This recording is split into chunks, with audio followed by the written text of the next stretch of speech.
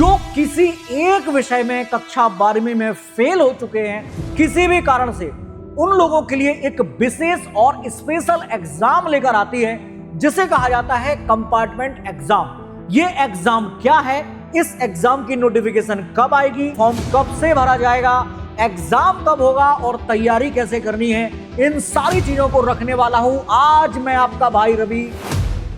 तो भाई साहब, जिंदगी हो या युद्ध, हार जीत तो लगी रहती है, लेकिन जीतता वही है जो हार कर फिर से एक बार उठकर खड़ा हो, क्योंकि हार कर जीतने वाले को ही बाजीगर कहा जाता है। प्यारे विद्यार्थियों, मेरे चुलबुलों, यूपी बोर्ड 2026 आप सभी ऐसे विद्यार्थियों के लिए जो किसी एक विषय में कक्षा 12वीं में फेल हो चुके हैं किसी भी कारण से, उन लोगों के लिए एक विशेष और स्पेशल एग्जाम लेकर आती है जिसे कहा जाता है कंपार्टमेंट एग्जाम। ये एग्जाम क्या है, इस एग्जाम की नोटिफिकेशन कब आएगी, ऐसा अगर धमाकेदार कोई एग्जाम है जो फेल होने वाले विद्यार्थियों को फिर से पास होने का और अच्छे नंबर से पास होने का मौका देता है, तो मास्टर साहब हम भी ऐसे एग्जाम को जानना चाहते हैं। तो नोटिफिकेशन कब आएगी, फॉर्म कब से भरा जाएगा, एग्जाम कब होगा और तैयारी कैसे करनी है, इन सारी चीजों को रखने वाला हूं आज मैं आपका भाई रवि आप सभी के सामने। सबसे पहले हम यहां बात कर लेते हैं कि यूपी बोर्ड में कंपार्टमेंट एग्जाम जो है ये क्या होता है। सबसे पहले, एक सब्जेक्ट में कोई भी बच्चा अगर किसी भी कारण से फेल हो जाता है, मान लो वो टेम्पो में बैठकर एग्जाम देने जाए, रास्ते में उसकी टेम्पो पंचर हो जाए और वही वाला पेपर वो नहीं दे पाया, अब वो फेल हो गया। इसमें मान लीजिए ऐसा हो जाए कि रात भर बच्चा पढ़ाई करे, सुबह उसको 6 बजे आंख लग जाए, नींद लग जाए और सो के ना उठे, और मान लो 10-11 बजे उसकी नींद खुली और उसे पता चला हो भगवान मेरा तो एग्जाम यानी कि मेरा तो पेपर ही छूट गया। तो एक पेपर अगर वो इस वजह से ना दे पाए, या फिर हो सकता है कि किसी मामा मामी, किसी दादा दादी या किसी चाचा की बारात में वो नागिन डांस कर रहा है, वहां अगर मान लो चला गया वो और वो एग्जाम नहीं दे पाया, या उसने एग्जाम नहीं दिया, या अपने कुछ चुलबुले टाइप के दोस्तों के साथ निकल गया पार्टी करने और बस तलिया हीरा ठाकुर के जैसे नदी में फेंक दिया, ऐसा बच्चा अगर एग्जाम में किसी एक विषय में फेल हो जाता है, ऐसे बच्चों के लिए यह एग्जाम आता है जिसे हम कहते हैं कंपार्टमेंट एग्जाम। ठीक है, तो याद रखना यह एग्जाम होता तब है जब एक बच्चा, कोई भी छात्र एक सब्जेक्ट में फेल हो जाता है। इसके बाद बात करते हैं कि बच्चा अगर ये कंपार्टमेंट एग्जाम देता है तो उसका पूरा का पूरा साल खराब होने से बच जाता है, क्योंकि वो इस एक एग्जाम को एक बार फिर से दे सकता है फॉर्म भर के, और फॉर्म भरने के बाद अगर वो परीक्षा में अच्छे नंबर से पास हो जाता है, उसकी मार्कशीट फिर से रिवाइज हो जाती है। इसके साथ ही हम बात करते हैं कि एक सब्जेक्ट में फेल होने वाले बच्चों को दोबारा मौका मिलता है। करना क्या होता है, तो आपको जिस सब्जेक्ट में आपके नंबर फेल लायक आए हैं या आप फेल हो चुके हैं, तो आपको उस सब्जेक्ट का एग्जाम फिर से देना होता है, फॉर्म भरा जाता है। अपने आप से नहीं होता कि आप फेल हो चुके और एग्जाम आपका कंडक्ट करा दिया जाए और आप जाके एग्जाम दे लो, ऐसा नहीं होगा। आपको प्रॉपर फॉर्म भरना होगा। ठीक है बबुआ, फॉर्म भरोगे और फॉर्म भरने के बाद फिर होगी परीक्षा की तारीख आपको दी जाएगी। जिस दिन आपकी परीक्षा होगी उस दिन आप जाइए पूरा असला बारूद सब चीजें लेके, मतलब कहने का ये कि पेन डॉट कॉपी जो भी आपके पास है सब कुछ लेके जाइए पूरी एकदम तैयारी के साथ, और युद्ध के मैदान में कूद जाइए और एक बार झंडे गाड़ दीजिए फिर से, जिससे आपके नंबर जबरदस्त हो सके और आपकी मार्कशीट जबरदस्त बन सके। इसके बाद कौन कौन दे सकता है, तो बोर्ड रूल के अनुसार सिर्फ और सिर्फ एलिजिबल विद्यार्थी कौन होते हैं, वही होते हैं जिनकी मार्कशीट में कुछ इस तरीके का लिखा हुआ आता है। ये एक बच्चे की यहां पर मैं आप सभी लोगों को मार्कशीट दिखा रहा हूं। ये एक बच्चे की यहां पर एक मार्कशीट है और इस मार्कशीट को आप सभी लोग देखिएगा।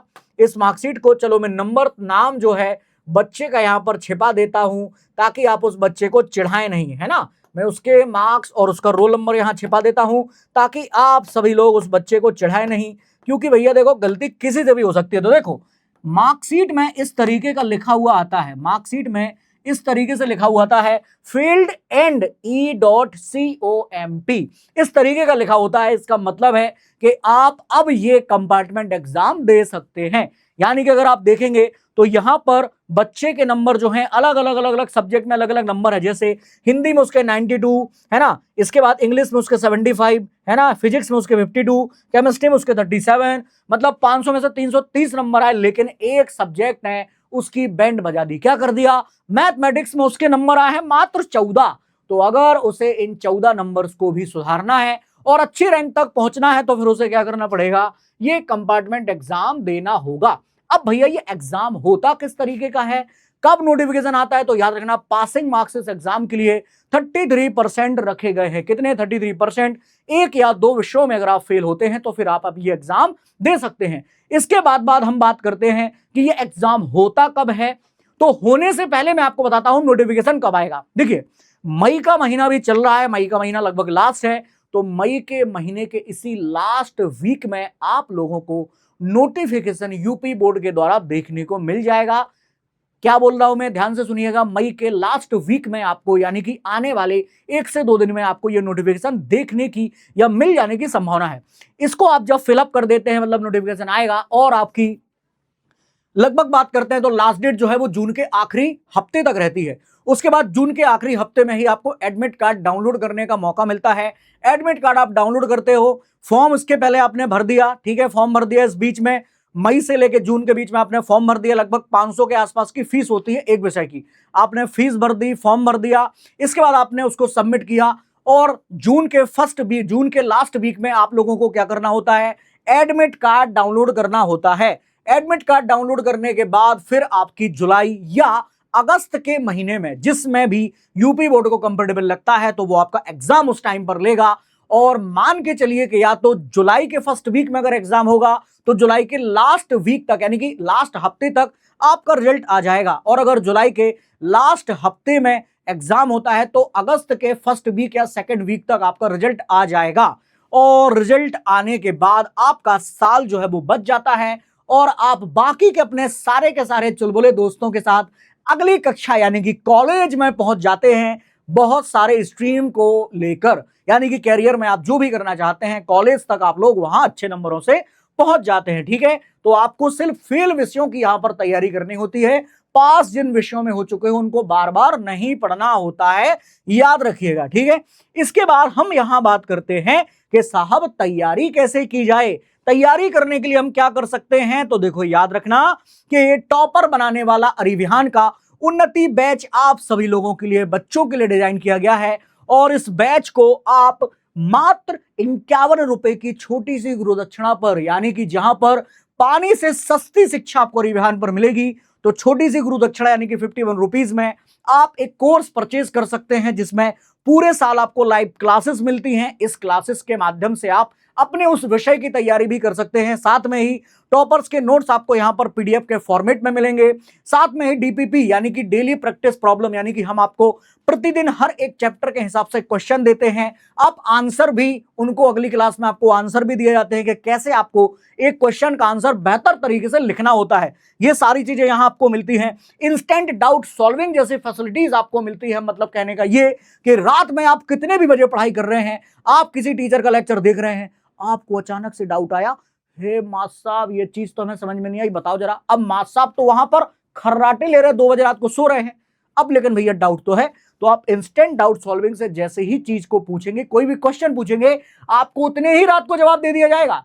क्योंकि हम इसको रात भर चाय पिला के रखते हैं ताकि इसको नींद नहीं आए। ये रात भर जागता है, दिन भर जागता है।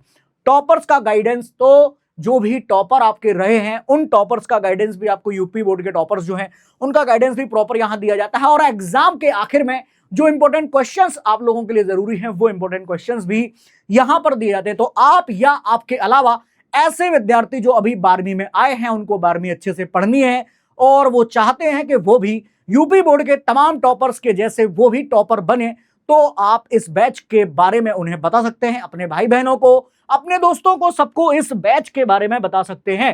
अब रही बात स्पेशली कंपार्टमेंट एग्जाम की, तो हमारे पास बहुत ज्यादा समय नहीं होता, हमारे पास होता है थोड़ा सा समय। तो उस समय को हम किस तरीके से यूटिलाइज करें, तो याद रखें आप सभी बच्चे, यहां पर याद रखें कि कंपार्टमेंट एग्जाम में कौन कौन से महीने हमारे पास हैं।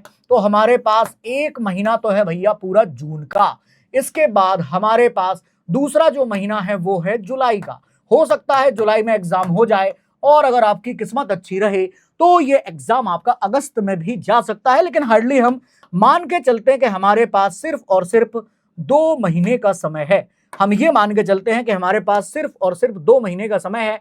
तो इन 2 महीनों में कैसे पढ़ाई की जा सकती है, इसके बारे में भी हम थोड़ा सा आपको बता देते हैं, ताकि आपकी तैयारी बेहतर हो सके और आप बढ़िया अपने साल को बचाते हुए कॉलेज में प्रवेश कर जाएं अपने बढ़िया एकदम जबरदस्त मस्ती मजाक वाले दोस्तों के साथ। देखो, जून का जो महीना है, जुलाई का जो महीना है, मान लीजिए अपने पास 1.5 से 2 महीने का समय है। इस समय को हम कैसे यूटिलाइज कर सकते हैं? तो आपको क्या करना है, आपको उस विषय के पिछले सालों में पूछे गए प्रश्न पत्र, यानी कि हम बात करें कि इन 2 महीनों में आपको क्या करना है, जितने भी PYQs हैं, यानी कि पिछले सालों के जो प्रश्न हैं और उनके उत्तर हैं, उनको ध्यान से पढ़ना है। साथ में ही आप यहां पर क्या कर सकते हैं कि हर एक टॉपिक के जो इंपॉर्टेंट क्वेश्चंस हैं, उन सारे के सारे इंपॉर्टेंट क्वेश्चन को IMP जो टॉपिक्स हैं, आप उन टॉपिक्स को भी क्या कर सकते हैं, स्टडी कर सकते हैं। अगर आप इस तरीके से इन 2 महीनों को यूटिलाइज करेंगे तो वो जो विषय आपका है, उस विषय में भी आपके बहुत अच्छे नंबर यहां पर आने की पूरी संभावना होगी और आप अपने साल को बचा पाएंगे। तो दोस्तों, इन्हीं शुभकामनाओं के साथ मैं तमाम अपने यूपी बोर्ड के चुलबुलों के लिए शुभकामनाएं देता हूं। भगवान से ऐसी विनती करता हूं कि मेरे ऐसे तमाम भाई बहन, तमाम ऐसे भैया, बिन्नू, बाई, जिज्जी, तवई सवई लोगन के लाने यहां पर मैं करता हूं, उनके लिए भगवान से विनती, अनुनय विनय, भगवान से प्रार्थना करता हूं कि उनके इस एग्जाम में बढ़िया नंबर आए और वो अपने साल को बचाते हुए अपने दोस्तों के साथ अपनी जिंदगी को आगे बढ़ाएं। तो मिलते हैं अगली किसी और धमाकेदार वीडियो के साथ। All the best. भारत माता की जय।